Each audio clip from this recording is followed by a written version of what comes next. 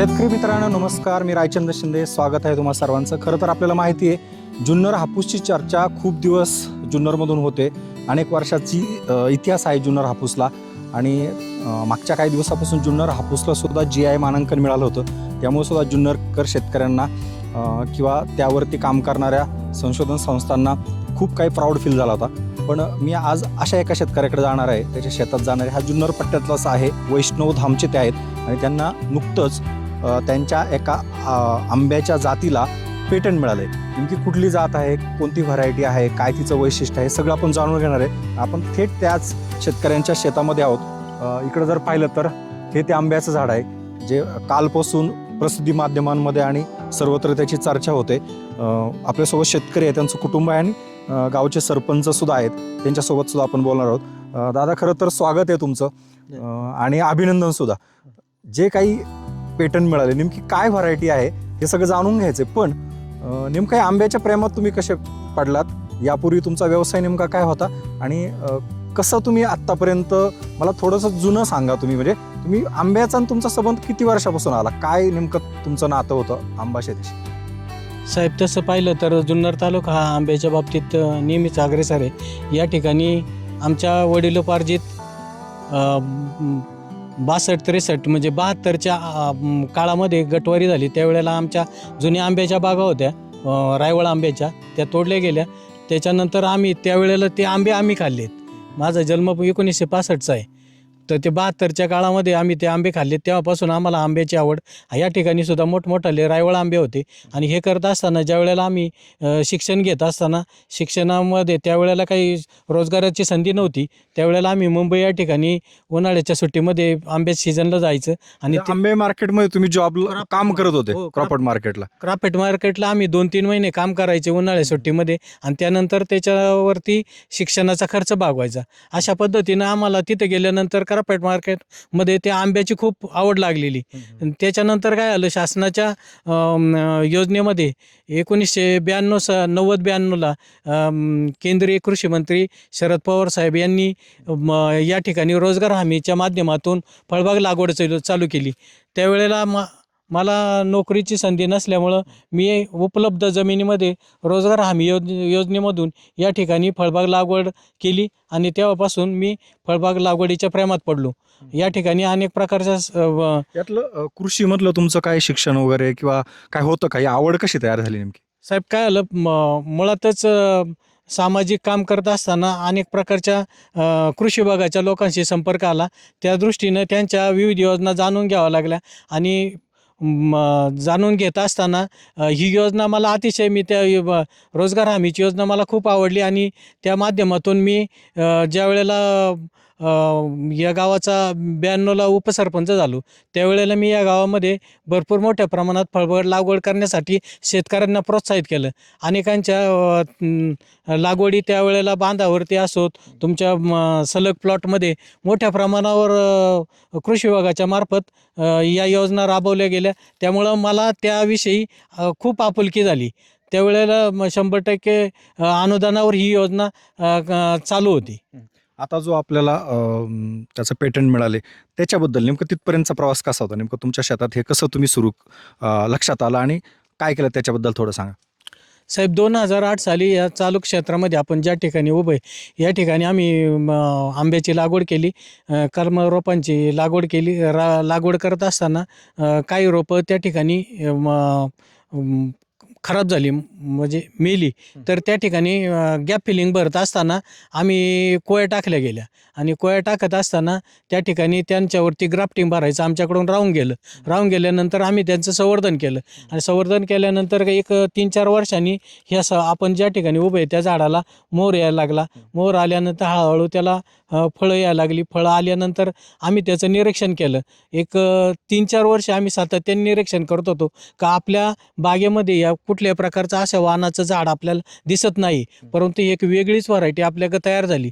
त्या माध्यमातून आम्ही सारखं निरीक्षण करत गेलो आणि त्याच्यानंतर आम्ही त्या व्हरायटीचं कुठं काय करायचं याचे काही अज्ञान असल्यामुळं त्या गोष्टी थोडंसं उशीर झाला. मग कालांतराने कृषी विभागाशी आमचा संपर्क असल्यामुळं कृषी विभागाच्या अधिकाऱ्यांनी इथं येऊन भेट दिली. भेट दिल्यानंतर त्यांच्या मार्गदर्शनाखाली आणि कृषी विज्ञान केंद्राच्या मार्गदर्शनाखाली या आंब्याची पाहणी झाली. पाहणी झाल्यानंतर त्यांनासुद्धा या झाडामध्ये वैशिष्ट्यपूर्ण आढळलं आणि त्याची दखल घेतल्यानंतर त्यांनी या आंब्याची तुलना बाकीच्या आंब्याच्या तुलनेत करण्यात आली आणि त्यांनी त्याच्यानंतर ती फाईल बनवण्यात आली. ती फाईल बनवून त्यांनी कृषी महाविद्यालय पुणे या ठिकाणी दिल्लीच्या विद्यापीठाचं ज्या ठिकाणी हा पेटंट मिळाला जातो त्या विद्यापीठाचे शाखा आहे त्या ठिकाणी ती फाईल देण्यात आली. तिथून ती फाईल दिल्लीच्या विद्यापीठामध्ये गेली. त्या दिल्लीच्या विद्यापीठामधून ती आंब्याची स्पेशालिटी म्हणून लखनौच्या विद्यापीठात पाठवण्यात आली. त्या ठिकाणी विनीत कुमार म्हणून लखनौचे शास्त्रज्ञ आहेत, त्यांनी या ठिकाणी येऊन व्हिजिट केली. सर्व प्रकारच्या आंब्याच्या निरीक्षणं नोंदवली. आंब्याच्या पानापासून देठापासून तर त्याच्या खोडापासून तर आंब्याच्या सर्व प्रकारच्या ॲनालिसिस त्यांनी त्या केल्या.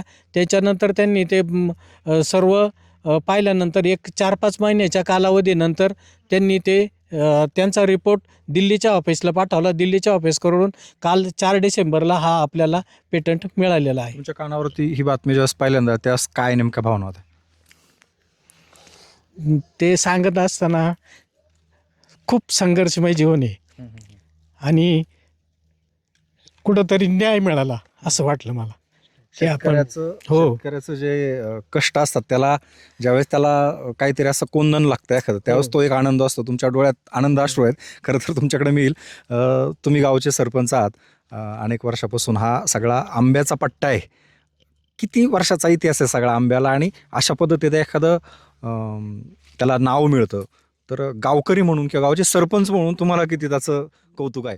खरं तर आपला जो जुन्नर तालुका आहे याला सर खूप मोठा इतिहास आहे. जो औरंगजेब राजा म्हणून ज्याला ओळखलं जातं त्या औरंगजेबाचा इतिहास आहे. औरंगजेबाचे अनेक जर आपण गेलो मागं तर औरंगजेबाने जुन्नर हापूस हा त्याच्या खूप आवडीचा हापूस असा मानला जायचा. याला इतिहास तुम्हाला कागदोपत्री मिळेल आणि त्याच इतिहासाचा आज अनुषंगाने खरं तर मला खूप आनंद होत आहे की आमच्या गावातील जे भरत नाना आहेत यांनी जे आंब्याचं ज्यांचं पेटंट मिळालेलं आहे जुन्नर गोल्ड, हा खरं तर आमच्या तालुक्यातील सर्व शेतकऱ्यांच्या अभिमानाची गोष्ट आहे की त्या आज ह्या आंब्याला पेटंट मिळालेलं आहे. आणि तुमचं सुद्धा आंब्यावरती काय काम चालू आहे म्हणजे त्यात ते काम सुद्धा वाढणार आहे का यामुळे? खरं तर यांनी मागाशी रोजगार हमी योजनेचा विषय काढला तर रोजगार हमी विषय आता सध्याच्या घडीला थोडंसं मागच्या विषयाला गेल्यामुळं आता सध्याच्या ज्या NGO काम करतायत अशाच NGOच्या माध्यमातून बुचकेवाडीमध्ये एक फार्मर फॉर फॉरेस्ट म्हणून NGO आमच्याकडे आली. खरं तर कार्बन जे याच्यामध्ये तयार होतं तर ते कार्बन कमी करणाऱ्या ज्या कंपन्या आहेत त्या NGOला फंड प्रोव्हाइड करतात आणि त्या NGOनी बुचकेवाडीमध्ये 2 वर्षामध्ये 70 एकर शेतकऱ्यांच्या जागेवरती आम्ही हापूस आणि केशर अशी आंब्यांची लागवड केलेली आहे. खरं तर आम्हाला या नानांचा आदर्श आहे की नाना अनेक वर्षापासून या आंब्यामध्ये आहेत. खरं तर जुन्नरला इतिहास आहे पण बुचकेवाडीमध्ये या नानांच्या वडिलोपार्जित आहे. यांच्या शेती पाहून आमचे बरेचसे शेतकरी आकर्षित झाले. माझ्यासारखा सुशिक्षित तरुणही मी सुद्धा आता आंब्याच्या शेतीकडे वळालेलो आहे. मी माझा व्यवसाय नारंगावला असताना सुद्धा ते सोडून आता मी गावच्या ठिकाणी व्यवसाय करत आहे. तुम्ही काय सांगाल आपल्या गावचा किंवा आपल्या परिसरातला एखादा शेतकरी असं त्याला एक वेगळं काहीतरी आंब्याच्या जातीला नाव मिळतं, त्याला पेटंट मिळतं, त्यावेळेस एक आनंद असतो. तुम्ही कसं पाहता याकडे? भरत मामांबद्दल खूप मोठा अभिमान आहे कारण की माझे वडील पण त्यांच्याकडे कामाला होते. मी शाळेत असल्यापासून त्यांच्याकडे कामाला होते आणि आंब्याच्याच झाडी लागवडीसाठी त्यांच्याकडे कामाला होते. आणि तुम्ही सुद्धा जुन्नर परिसरातल्या आंब्याची चव चाखलेली असेल वेगवेगळ्या प्रकारे. आता यामुळं अजून आंबा लागवड वाढेल का या परिसरामध्ये?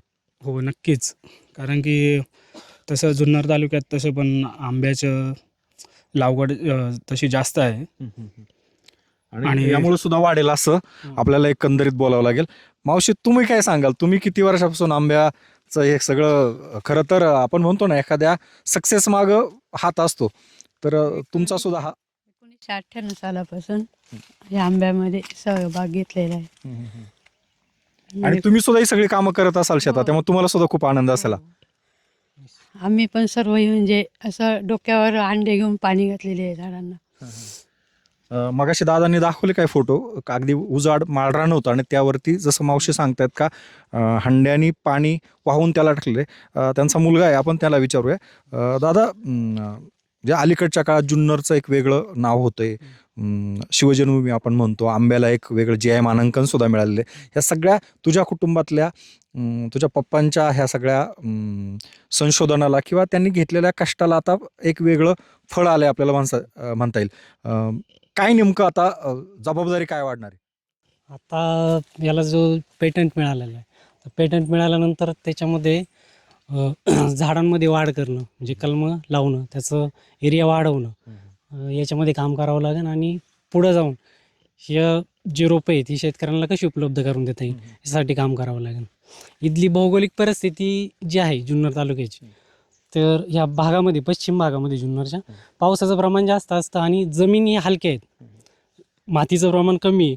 त्यामुळं आंब्याला हे या ठिकाणी चांगल्या प्रकारे आंबा येऊ शकतो. म्हणजे हापूस असेल, केशर असेल, राजापूर, हे सगळे ज्या व्हरायटी आहेत ह्या चांगल्या प्रकारे या ठिकाणी येतात.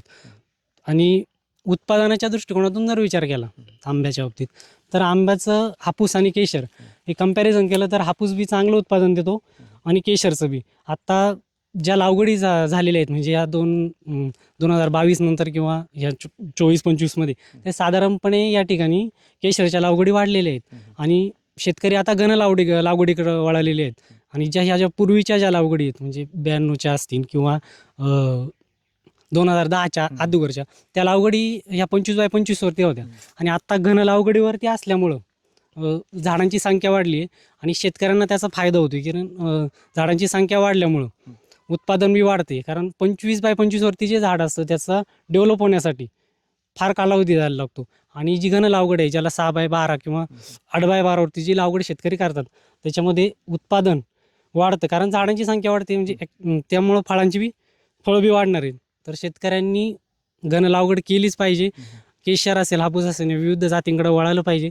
तसंच आत्ता जी नवीन ज्याला पेटंट मिळाला आहे जुन्नर गोल्ड, याकडे बी शेतकऱ्यांनी वळायला पाहिजे. कारण यामध्ये वैशिष्ट्य असं आहे की याला अल्टरनेट बेरिंग नाही आहे. म्हणजे जसं हापूसला आहे, केशरसुद्धा प्रमाण कमी होतं. केशर ज्यावेळेस पहिल्या वर्षी झाड येतं, 2-3 वर्ष सलग आल्यानंतर त्याचं झाडाचं उत्पन्न जरी आपल्याला आलेलं असलं तरी त्याच्या साईजवरती त्याचा परिणाम होतो. पण तसं जुन्नर गोल्डच्या बाबतीमध्ये तसं नाही आहे. तर जुन्नर गोल्डमध्ये साईज ही म्हणजे कन्सिस्टन्सी राहिलेली आहे. त्याच्यामध्ये साईज एकसारखी भेटते. वजनाच्या दृष्टिकोनातून विचार केला तर साधारणपणे याचं 1 किलोचं वजन आहे. 1 किलोचं आंब्याचं एक वजन भरतं. आणि आता हे एक झाड आपल्याकडे आहे, हो, हे किती वर्षाचं झालं आणि त्याला साधारण प्रत्येक सीझनला फळं येतात का? आणि एका वेळेस किती फळं साधारण लागतात? तर एका वेळेस त्याला फळं मोजलेली नाहीत, पण एक 8 ते 10 क्रेट माल निघतो. म्हणजे साधारणपणे 20 किलोचं एक क्रेट येतो. तर त्या हिशोबाने तेवढा त्याला माल येतो.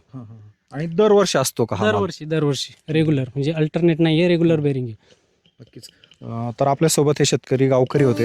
आपल्याला पुन्हा एकदा सांगावं लागेल, जुन्नरच्या इतिहासामध्ये एक वेगळं हे सगळं घडतंय.